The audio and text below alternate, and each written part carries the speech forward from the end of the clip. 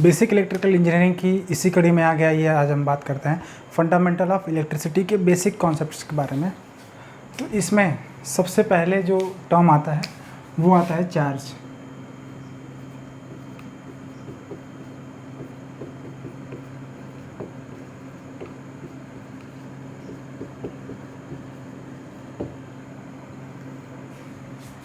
इसमें जो सबसे पहला टर्म आता है चार्ज। चार्ज को आवेश के नाम से जाना जाता है।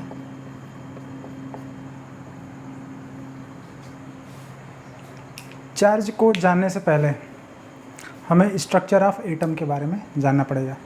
ये जो पूरा विश्व है, या यूँ कहें कि ब्रह्मांड, ये सारा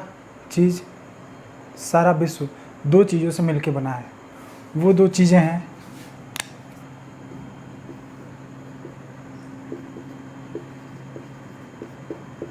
मैटर और रेडिएशन।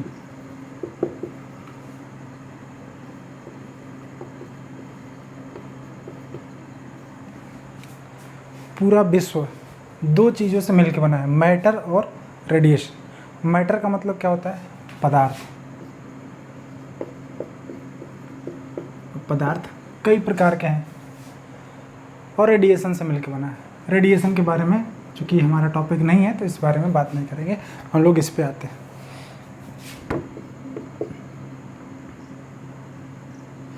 पदार्थ किससे मिलकर बना है? मॉलिक्यूल से। ये अणुओं से मिलकर बना है। और ये जो मॉलिक्यूल्स हैं ये एटम्स से मिलकर बने। एटम्स का मतलब ये परमाणुओं से मिलकर बने। परमाणुओं से मिलकर बने हैं। और ये जो एटम होता है इसके अंदर modern electron theory, sir James Rutherford की जो मॉडर्न इलेक्ट्रॉन थ्योरी है उसके अकॉर्डिंग जो एटम्स होते हैं उनको 3 रूपों में कैटेगराइज किया गया है। इलेक्ट्रॉन, प्रोटॉन और न्यूट्रॉन। तो आइए इन सारी चीज़ों के बारे में डिटेल में एक डीप स्टडी करते हैं। इसका एक स्क्रीनशॉट ले लीजिए।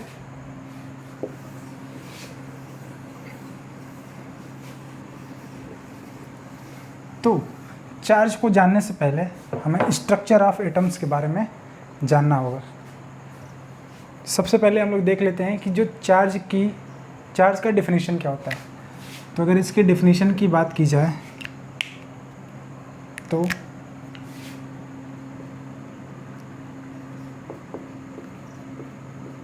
It is the basic quantity of electricity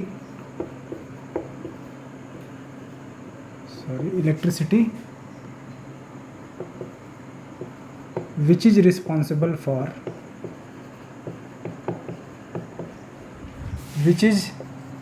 responsible for electric phenomena. Electric phenomena क्या होता है? विद्युत धारा का प्रवाहित होना, इसी को बोलते हैं इलेक्ट्रिक फिनोमेना। तो चार्ज क्या होता है, आवेश क्या होता है? ये इलेक्ट्रिसिटी का सबसे बेसिक क्वांटिटी है जो इलेक्ट्रिक फिनोमेना के यानी विद्युत धारा के प्रवाह होने के प्रति उत्तरदायी होता है। अगर दूसरे रूपों में देखा जाए तो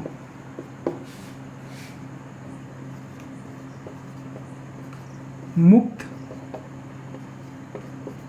इलेक्ट्रॉनों की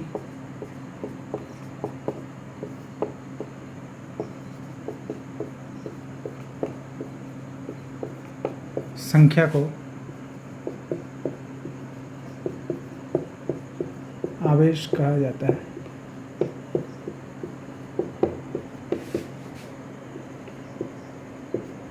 मुक्त इलेक्ट्रॉनों की संख्या को आवेश कहा जाता है। अब ये मुक्त इलेक्ट्रॉन क्या है, इसके लिए हमें स्ट्रक्चर ऑफ एटम के बारे में सीखना होगा। इस डेफिनेशन को आप लिख लीजिए। ये अगर नहीं समझ में आ रहा है तो अभी समझ में आ जाएगा, हम लोग जब आगे बात करेंगे तो। बात करते हैं स्ट्रक्चर ऑफ एटम।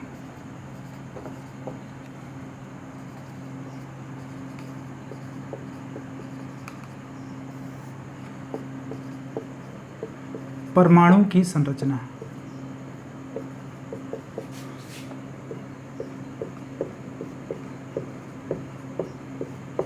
परमाणु की संरचना के बारे में अगर बात की जाए तो देखिए,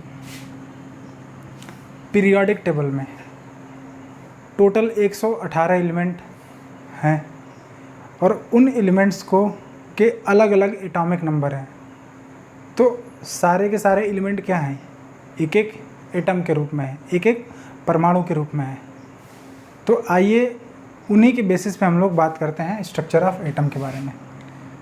तो अगर एग्जाम्पल के तौर पे अगर लिया जाए तो सबसे पहले आइए देखते हैं इसकी स्पेसिफिक विशेषता के बारे में। एक एटम के अंदर, परमाणु के अंदर दो चीज़ें होती हैं, एक होता है न्यूक्लियस और दूसरा होता है एक्स्ट्रा न्यूक्लियस। न्यूक्लियस का मतलब होता है नाभिक, एक नाभिक होता है और एक नाभिक, एक्स्ट्रा न्यूक्लियस या आउटसाइड न्यूक्लियस। न्यूक्लियस के नाभिक के अलावा, आप इसको इस तरीके से भी लिख सकते हैं, नाभिक के अलावा और चीज़ें। तो नाभिक की बात की जाए अगर, तो नाभिक के अंदर दो चीज़ें होती हैं। नाभिक के अंदर दो चीज़ें मौजूद होती हैं। कौन कौन सी, देखिए यहीं पे हम लोग देख लेते हैं। एक होता है प्रोटॉन और दूसरा होता है इलेक्ट्रॉन। एक प्रोटॉन होता है और एक इलेक्ट्रॉन होता है। तो देखिए नाभिक के अंदर ही दोनों मौजूद होते हैं। कौन कौन से, एक प्रोटॉन और एक न्यूट्रॉन। इसको सही कर लीजिएगा, एक प्रोटॉन और एक न्यूट्रॉन।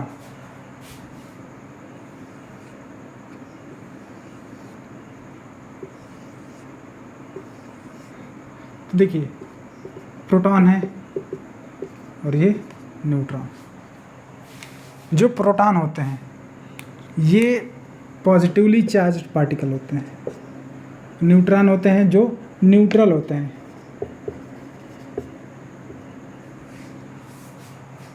न्यूट्रॉन क्या होते हैं, न्यूट्रल होते हैं, मतलब सक्रिय नहीं होते हैं, अक्रिय होते हैं। एक्स्ट्रा न्यूक्लियस में क्या होता है, इलेक्ट्रॉन्स होते हैं। एक्स्ट्रा न्यूक्लियस में क्या होता है, इलेक्ट्रॉन्स होते हैं और ये नेगेटिवली चार्ज पार्टिकल होते हैं। ये क्या है, सभी के सभी क्या हैं, चार्ज पार्टिकल हैं, लेकिन कैसे हैं, नेगेटिवली चार्ज पार्टिकल।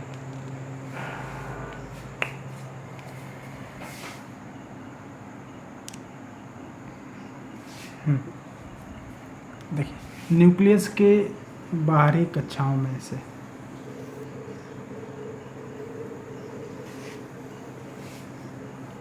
ऐसे ये कक्षाएं, कई सारी कक्षाएं हो सकती थी। डिपेंड करता है कि इस एटम का एटॉमिक नंबर कितना है। अगर बात की जाए एटॉमिक नंबर की तो एक एग्जांपल लेते हैं।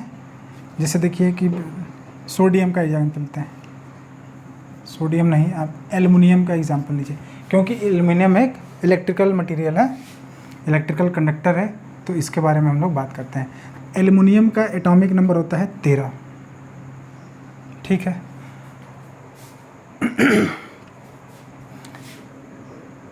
न्यूक्लियस के अंदर क्या चीज़ें होती हैं, प्रोटॉन होता है और न्यूट्रॉन होता है, जबकि इलेक्ट्रॉन कहाँ होता है, न्यूक्लियस के बाहर अपनी नाभिक में स्थित होता है।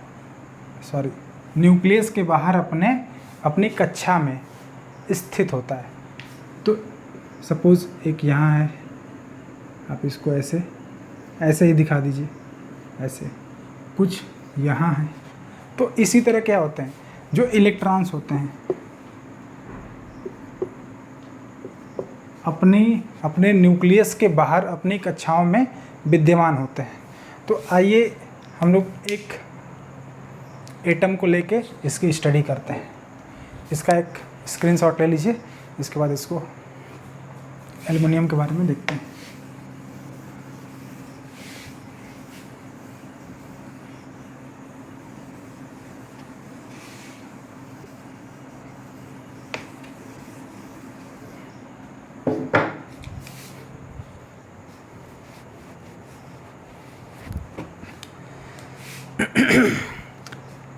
चूँकि एल्युमिनियम का इलेक्ट्रॉनिक नंबर 13 है, तो इसको पहली कक्षा में 2, दूसरी कक्षा में 8 और तीसरी कक्षा में बचा कितना 3।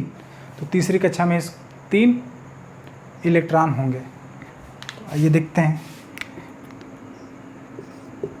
एल्युमिनियम है, अब इसकी पहली कक्षा में कितने इलेक्ट्रॉन होंगे, दूसरी कक्षा में कितने इलेक्ट्रॉन होंगे और इसकी तीसरी कक्षा में कितने। पहली कक्षा में मैक्सिमम 2 इलेक्ट्रॉन, दूसरी कक्षा में मैक्सिमम 8 इलेक्ट्रॉन।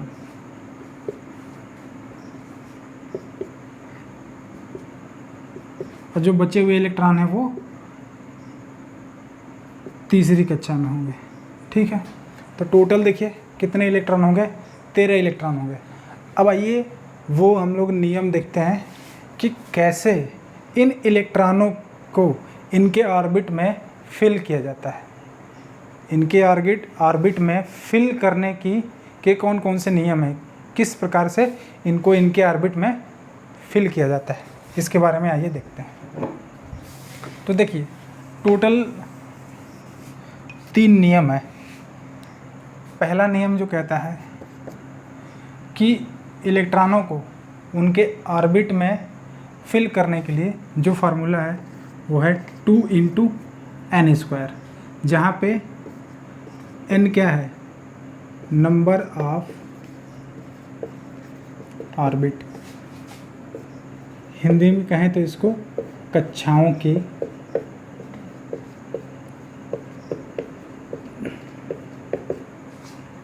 अगर इसका एग्जाम्पल लिया है तो आपने देखा होगा सोलर सिस्टम, हमारा जो सोलर सिस्टम है, सोलर सिस्टम के चारों ओर अपनी अपनी कक्षाओं में ग्रह विद्यमान है। पृथ्वी हमारी सोलर सिस्टम में तीसरी, सूर्य से तीसरा ग्रह है, तो ये भी अपनी कक्षा में विद्यमान है। क्योंकि ये अपनी कक्षा में क्या करते हैं, रिवॉल्व करते हैं, चक्कर लगाते हैं, परिक्रमण करते हैं।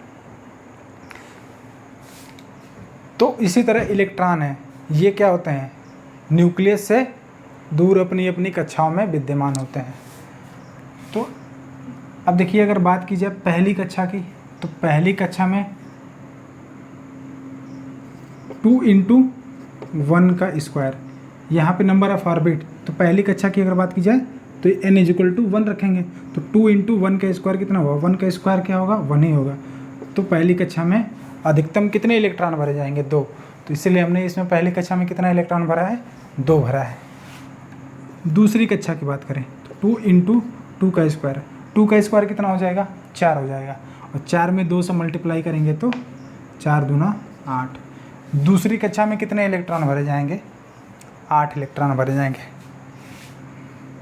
अब बात की जाए तीसरी कक्षा की, तो 3² कितना हो जाएगा, 9, और 9 दूनी 18, 18, 9 2 जा 18, टोटल 18 इलेक्ट्रॉन तीसरी कक्षा में भरे जाएंगे। इसी तरह अगर बात की जाए चौथी कक्षा की, तो 2 × 4², 4² कितना होता है, 16, 16 दूनी 32, टोटल 32 इलेक्ट्रॉन फोर्थ कक्षा में भरे जाएंगे। तो इन कक्षाओं को नाम दिया गया है, जैसे पहली कक्षा को K, दूसरी कक्षा को L, इसको M और इसको N। इसको अगर ऑर्बिटल थ्योरी की बात की जाए तो इसको KLMN के नाम से जाना जाता है कक्षाओं को। लेकिन सपोज़ अगर किसी परमाणु का परमाणविक नंबर, किसी परमाणु का परमाणु नंबर, ठीक, परमाणु क्रमांक, एटॉमिक नंबर अगर 2, 8, 10 और 18, 28 और 32 इससे ज़्यादा हो तभी तो 4 कक्षाएं बनेगी। लेकिन कोई ऐसा एटम है, कोई ऐसा परमाणु है जिसका एटॉमिक नंबर, जैसे हमने एल्युमिनियम की बात की थी, तो एल्युमिनियम का एटॉमिक नंबर कितना है? 13 है। तो इसके लिए तो पहली कक्षा में 2, दूसरी कक्षा में 8 और तीसरी कक्षा में जो बचे कुछ इलेक्ट्रॉन हैं 3 वो रखे जाएंगे, तो 3 ही कक्षा बन रही है। लेकिन ये क्या, तीसरी कक्षा में 18 होने चाहिए, लेकिन इसमें क्या है, बचे हुए 3 हैं, 3 इलेक्ट्रॉन। तो आइए देखते हैं वो नियम, देखते हैं कि किस नियम के आधार पे इसमें क्या होना चाहिए, कक्षा में कितने इलेक्ट्रॉन होने चाहिए। तो इसको आप एक बार लिख लीजिए, इसके बाद हम लोग देखते हैं नियम को।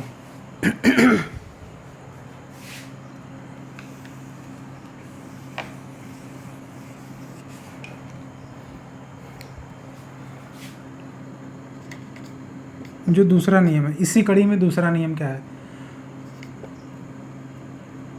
पहली कक्षा में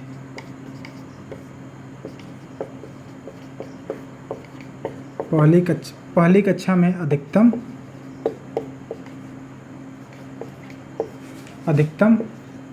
2 इलेक्ट्रॉन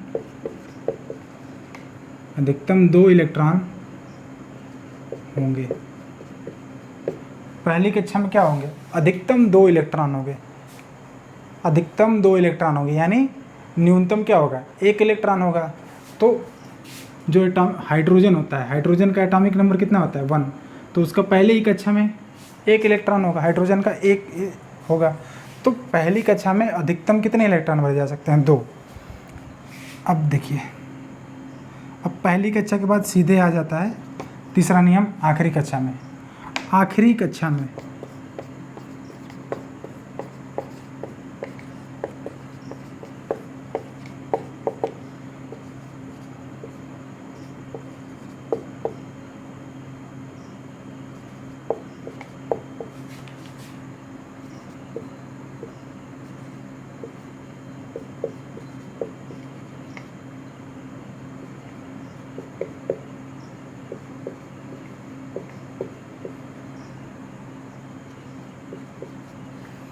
आखिरी कक्षा में अधिकतम 8 इलेक्ट्रॉन्स हो सकते हैं।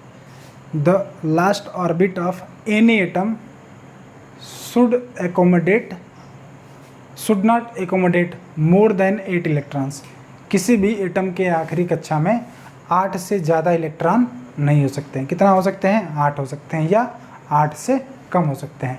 7 हो सकते हैं, 6 हो सकते हैं, 5 हो सकते हैं, 4 हो सकते हैं, 3 हो सकते हैं, 2 हो सकते हैं, 1 हो सकते हैं। 8 से कम हो सकते हैं। चौथा नियम देखेंगे इसी में।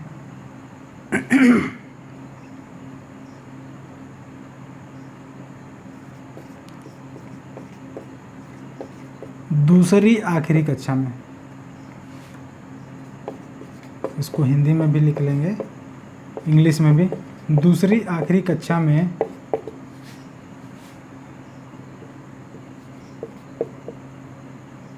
18, हाँ, अधिकतम 18 इलेक्ट्रॉन होने चाहिए।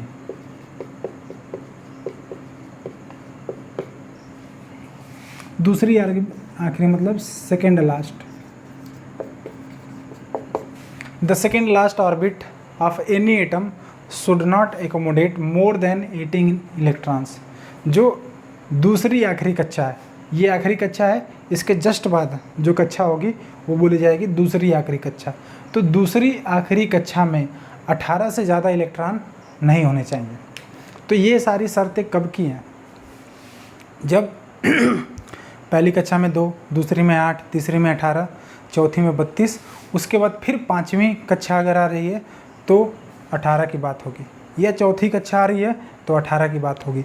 लेकिन अगर 2 ही कक्षा बन रही है तो दूसरी 2 कक्षा, अगर मान लीजिए इसमें 3 ही कक्षा बन रही है, तो इसके लिए आखिरी कक्षा कौन सा होगा? तीसरा कक्षा होगा। तो तीसरे कक्षा में, तीसरे ऑर्बिट में 8 से ज़्यादा इलेक्ट्रॉन नहीं होने चाहिए। और जो सेकेंड लास्ट ऑर्बिट है वो क्या होगा? इसके लिए दूसरा कक्षा होगा। तो इसमें 18 से ज़्यादा इलेक्ट्रॉन नहीं होने चाहिए। तो देखिए, इसमें 18 से ज़्यादा इलेक्ट्रॉन है? नहीं है। तो ये रूल, इन्हीं रूल्स के आधार पे इसमें इलेक्ट्रॉन्स भरे जाते हैं। तो उम्मीद करता हूँ ये समझ में आया होगा। अब देखिए नेक्स्ट, इसको ब्लैक पेन से लिख रहे हैं।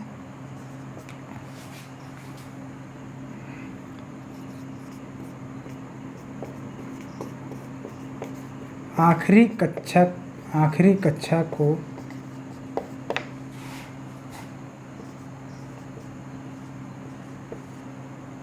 वैलेंस सेल कहते हैं। आखिरी कक्षा को ही क्या कहते हैं? वैलेंस सेल कहते हैं। वैलेंस सेल का मतलब जिसमें फ्री इलेक्ट्रॉन्स होते हैं। फ्री इलेक्ट्रॉन्स का मतलब क्या है? देखिए, जो आखिरी कक्षा होता है इसी को क्या बोला जाता है? वैलेंस सेल बोला जाता है। यानी आखिरी कक्षा में जो इलेक्ट्रॉन्स होते हैं उनको हम वैलेंस इलेक्ट्रॉन कह सकते हैं।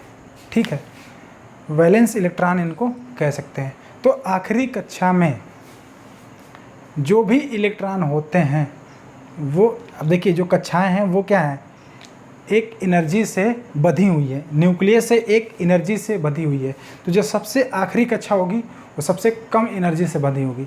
अगर इस कक्षा में जो भी इलेक्ट्रॉन हैं अगर इनको थोड़ी सी एनर्जी दिया जाए तो क्या होंगे? ये तुरंत अपनी कक्षा को छोड़ के बाहर आ जाएंगे, और बाहर आ जाएंगे तो जो इनके समीप दूसरा इलेक्ट्रॉन होगा तो उससे क्या करेंगे? बॉन्ड बना लेंगे। तो यही इलेक्ट्रॉन क्या करते हैं? जो आखिरी कक्षा के इलेक्ट्रॉन हैं यही इलेक्ट्रिसिटी के फ्लो में रिस्पॉन्सिबल होते हैं। विद्युत धारा के प्रवाह में यही जिम्मेदारी निभाते हैं, यही प्रवाहित होते हैं, तो विद्युत धारा प्रवाहित होती है। अब इन्हीं बचे हुए आखिरी कक्षा के इलेक्ट्रॉन्स को क्या बोला जाता है? फ्री इलेक्ट्रॉन्स बोला जाता है। क्या बोला जाता है? फ्री इलेक्ट्रॉन्स, या आप हिंदी में देखिए तो मुक्त इलेक्ट्रॉन। इन्हीं मुक्त इलेक्ट्रॉनों को क्या कहा जाता है? इन्हीं मुक्त इलेक्ट्रॉनों की संख्या को आवेश कहा जाता है। आशा करता हूँ आपको इसकी डेफिनेशन समझ में आई होगी आवेश की। तो इन्हीं मुक्त इलेक्ट्रॉनों की संख्या को क्या कहा जाता है? आवेश कहा जाता है। तो ये तो था आवेश का डेफिनेशन। आइए बात करते हैं इलेक्ट्रॉन्स की वैल्यूज़ के बारे में। इसका एक स्क्रीनशॉट ले लीजिए, इसके बाद इसको मिटाते हैं।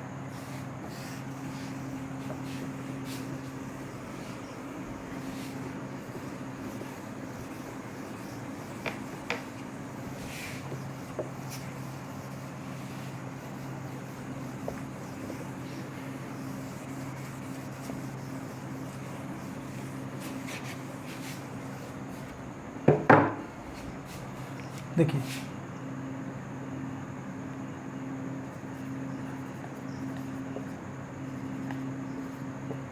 चार्ज ऑन इलेक्ट्रॉन, चूँकि हम लोग पहले ही बात कर चुके हैं कि इलेक्ट्रॉन पे क्या होता है? नेगेटिवली चार्ज पार्टिकल होता है। तो इलेक्ट्रॉन पे चार्ज पूरा लिख देते हैं। इलेक्ट्रॉन पे चार्ज कितना होता है? -1.602 इंटू 10⁻⁻19 कूलम। चार्ज की यूनिट क्या होती है? कूलम होती है। अब चार्ज ऑन प्रोटॉन, चूँकि प्रोटॉन क्या होता है? पॉजिटिवली चार्ज पार्टिकल होता है, और इस पे भी चार्ज जो होता है वो क्या होता है? इलेक्ट्रॉन के चार्ज के बराबर होता है, लेकिन ये पॉजिटिव होता है और ये नेगेटिव होता है। 10⁻⁻19 कूलम। इलेक्ट्रॉन पे चार्ज नेगेटिव होता है और प्रोटॉन पे चार्ज क्या होता है? पॉजिटिव होता है। चार्ज ऑन न्यूट्रॉन, न्यूट्रॉन पे कितना चार्ज होता है? इस पे कोई भी चार्ज नहीं होता है, नो चार्ज। ये क्या होता है? न्यूट्रल होता है। न्यूट्रल का मतलब क्या होता है? उदासीन। न्यूट्रल का मतलब क्या होता है? उदासीन होता है। ये उदासीन होता है, इसके ऊपर कोई भी चार्ज नहीं होता है। अगर बात की जाए अगर चार्जेस की, तो स्ट्रिक्टली क्वेश्चन पूछ लेता है कि एक कूलम में how many number of charges, एक कूलम में कितने चार्जेस होते हैं, या एक कूलम में कितने इलेक्ट्रॉन्स होते हैं, तो एक कूलम में कितने इलेक्ट्रॉन्स होते हैं? आइए इसको बात करते हैं। अगर चार्ज ऑन इलेक्ट्रॉन इलेक्ट्रॉन पे कितना चार्ज है, इतना कूलम, यानी एक इलेक्ट्रॉन पे कितना चार्ज है, -1.602 × 10⁻⁻19 कूलम है। तो एक कूलम में कितना चार्ज होगा, तो ये क्या चला जाएगा, इसके बटे में चला जाएगा, ये वाला पार्ट क्या चला जाएगा, इसके बटे में चला जाएगा, तो -1.602 × 10⁻⁻19 कूलम। अगर चूँकि बात की जाए अगर संख्या की, तो संख्या कभी भी नकारात्मक नहीं होती है, नेगेटिव में नहीं होती है। जैसे मान लीजिए कि बात किया जाए कि इस घर में या इस क्लास में टोटल विद्यार्थियों की संख्या कितनी है, तो आप क्या बोलेंगे, अगर मान लीजिए 50 विद्यार्थी हैं, तो ये तो नहीं कह सकते कि इस कक्षा में कुल विद्यार्थियों की संख्या -50 है, नहीं, क्या कह सकते हैं, इस कक्षा में कुल विद्यार्थियों की संख्या 50 है। तो संख्या हमेशा 50 पॉजिटिव में होगी, तो इसलिए यहाँ पे माइनस साइन को नेगलेक्ट कर देंगे हम। तो अगर आप इसको कैलकुलेट करेंगे तो कितना आएगा, 6.24 × 10⁻18 इलेक्ट्रॉन्स। तो एक कूलम में कितने इलेक्ट्रॉन होते हैं, 6.24 × 10⁻18 इलेक्ट्रॉन्स। ये तो था इलेक्ट्रॉन के ऊपर और इलेक्ट्रॉन, प्रोटॉन और न्यूट्रॉन के ऊपर चार्ज से संबंधित। आइए एक छोटा सा इसमें कॉन्सेप्ट और है, उसको भी जान लेते हैं।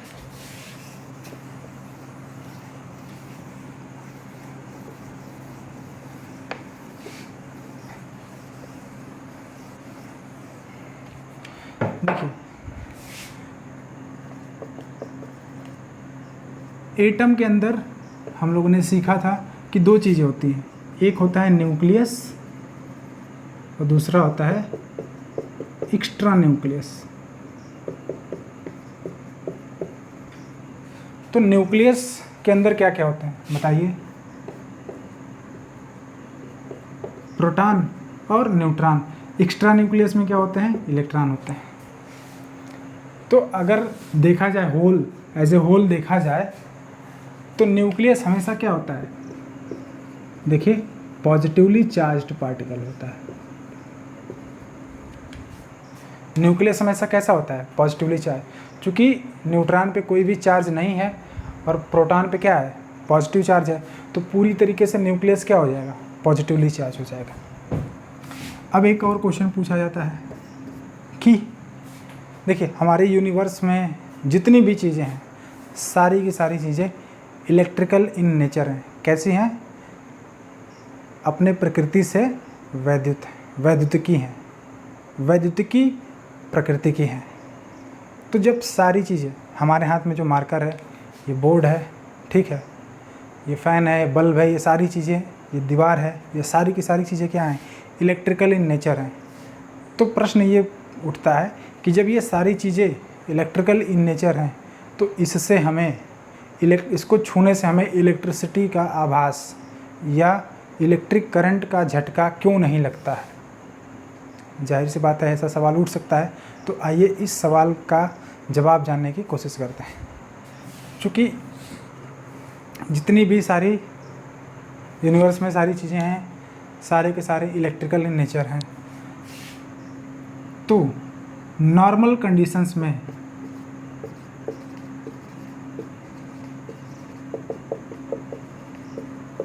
हिंदी में अगर देखा जाए तो सामान्य परिस्थितियों में, सामान्य स्थिति में, सामान्य स्थिति में एक एटम के अंदर क्या होता है, जितने number of electrons is equal to the number of proton. किसी एक एटम के अंदर इलेक्ट्रॉनों की संख्या प्रोटॉनों की संख्या के बराबर होती है। नॉर्मल कंडीशन में, सामान्य परिस्थिति में, एक एटम के अंदर इलेक्ट्रॉनों की संख्या प्रोटॉनों की संख्या के बराबर होती है। तो देखिए जब बराबर होगी, suppose n number of electrons है, तो n इंटू इस पे चार्जेस कितना होगा, 1.60 -1.602 इंटू 10⁻⁻19 कूलम। इतना हुआ, ये सारा वैल्यू किस में आएगा, कूलम में। और प्रोटॉन कितने हैं, प्रोटॉन भी सेम है, तो ये भी क्या होंगे, n होंगे। तो n into plus 1.602 into 10⁻⁻19 coulomb में आएगा। तो देखिए ये नेगेटिव ये पॉजिटिव कट गया, इस n से ये n कट गया, यानी क्या हो जाएगा 1 बराबर 1। यानी पूरा का पूरा एटम क्या है, एक तरीके से क्या है, जिसके ऊपर कोई भी चार्ज नहीं है। अब देखिए होता क्या है कि ये चार्ज कैसे होगा, तो ये चार्ज दो रूपों में होगा, एटम दो रूपों में कहा जाएगा कि ये चार्ज है या ये क्या है, चार्ज नहीं है। तो देखिए चार्ज एक इसको बोला जाए कि ये पॉजिटिवली चार्ज है या ये नेगेटिवली चार्ज है। तो पॉजिटिवली चार्ज कब होगा, जब ये अपने एटम्स जब ये एटम अपने इलेक्ट्रॉन्स को डोनेट करेगा या रिलीज करेगा।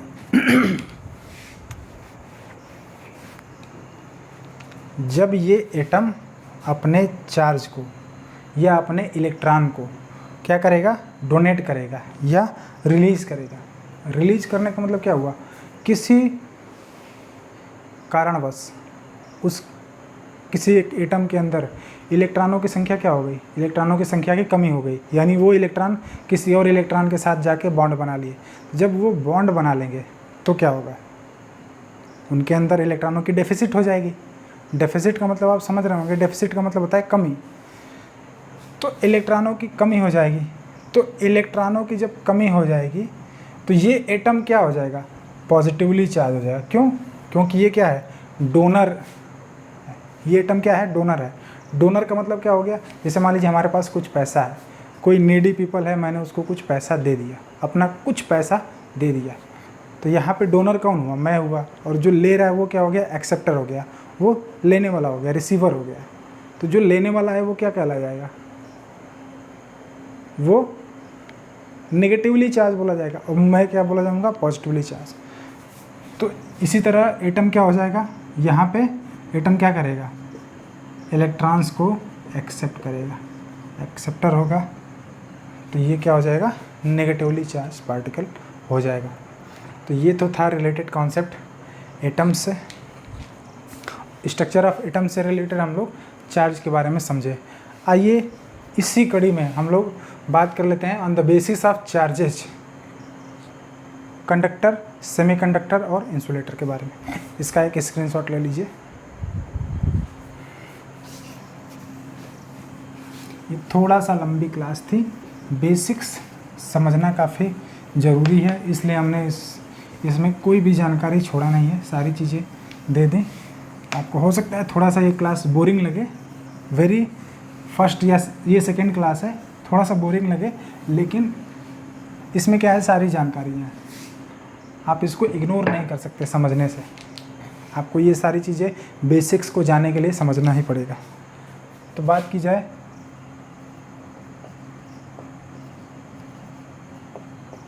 ऑन द बेसिस ऑफ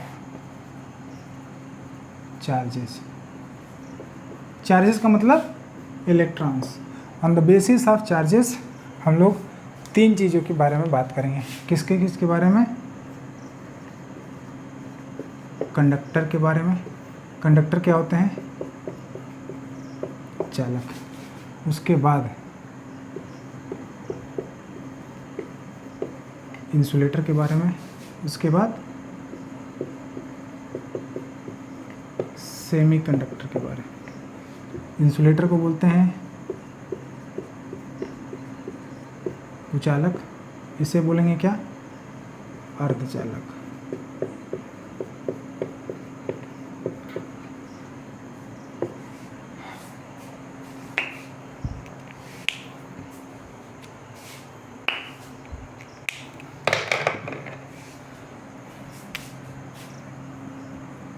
देखिए किसी भी एटम के आखिरी कक्षा में 8 से ज़्यादा इलेक्ट्रॉन नहीं होने चाहिए। क्या होना चाहिए, 8 से ज़्यादा, लेस देन 8 इलेक्ट्रॉन। तो चालक की कैटेगरी में वो सारे पदार्थ आते हैं जिनके आखिरी कक्षा में 4 से कम इलेक्ट्रॉन होते हैं, जिनके आखिरी कक्षा में इलेक्ट्रॉनों की संख्या क्या होती है, 4 से कम होती है। 4 से कम का मतलब क्या हो गया, 1 हो सकता है, 2 हो सकता है और 3 हो सकता है।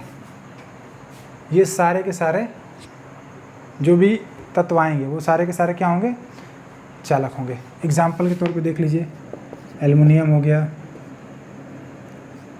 कॉपर हो गया, कॉपर का 29 होता है। इसी तरह सिल्वर हो गया, गोल्ड हो गया, जिंक हो गया, प्लैटिनम हो गया। ये सारे एग्जाम्पल क्या हैं, कंडक्टर के हैं, चालक के हैं। तो वो सारे एटम्स जिनके आखिरी कक्षा में इलेक्ट्रॉनों की कुल संख्या 4 से कम हो, ये सारे किसके कैटेगरी में आएंगे, कंडक्टर की कैटेगरी में आएंगे। बात करते हैं इंसुलेटर की या कुचालक की। तो कुचालक वो पदार्थ या वो एटम्स जिनके आखिरी कक्षा में इलेक्ट्रॉनों की संख्या 4 से ज़्यादा हो। इलेक्ट्रॉनों की संख्या क्या हो, 4 से ज़्यादा हो। जैसे पेपर हो गया, ठीक है, वुड हो गया, ये सारे के सारे, ग्लास हो गया, सिरेमिक हो गया, ये सारे किस में आ जाएंगे, इंसुलेटर्स की कैटेगरी में आएंगे। तो इसका एग्जांपल लिख लेंगे, वुड लकड़ी, ग्लास, रबर, इसके साथ ठीक है, इतनी सारी चीज़ें लिखिए। अब आते हैं, बात करते हैं सेमीकंडक्टर की। तो सेमीकंडक्टर वो मटेरियल होते हैं जिनके एटम्स के आखिरी कक्षा में कुल मुक्त इलेक्ट्रॉनों की संख्या 4 के बराबर होती है। 4 के बराबर होती है, यानी इसके आखिरी कक्षा में इंसुलेटर कौन होगा, वो सारे एलिमेंट होंगे, तत्व होंगे जिनके एटम्स परमाणुओं के आखिरी कक्षा में 4 के बराबर इलेक्ट्रॉन होंगे। एग्जाम्पल के तौर पर देखिए, जो 14th ग्रुप के एलिमेंट है,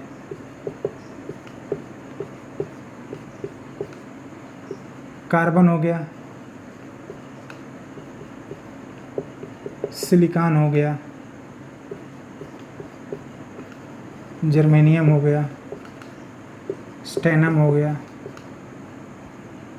उसके बाद लेड हो गया, या प्लम्बम हो गया। तो इतने सारे कैटेगरी आते हैं, और इनमें भी सिलिकॉन और जर्मेनियम को मुख्य रूप से ज़्यादा यूज किया जाता है।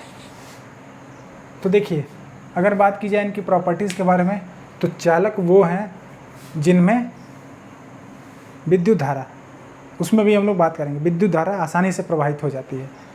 कुचालक वो पदार्थ हैं जिनमें विद्युत धारा 9 के बराबर प्रवाहित होती है, या ये नहीं कह सकते आसानी से प्रभावित नहीं होती है, या 9 के बराबर प्रवाहित होती है। और अर्धचालक वो पदार्थ हैं जिनके अंदर चालक के भी कुछ गुण होते हैं और कुचालक के भी कुछ गुण होते हैं, लेकिन जिनके अंदर जो विद्युत धारा है वो इर्रेगुलर तरीके से रुक के प्रवाहित होती है, वो सारे कुछ अर्धचालक की श्रेणी में आते हैं। तो ये तो आज के लिए इतना ही। ये सारा जो टॉपिक था चार्ज से रिलेटेड था। कल हम लोग करंट और वोल्टेज के बारे में बात करेंगे। धन्यवाद।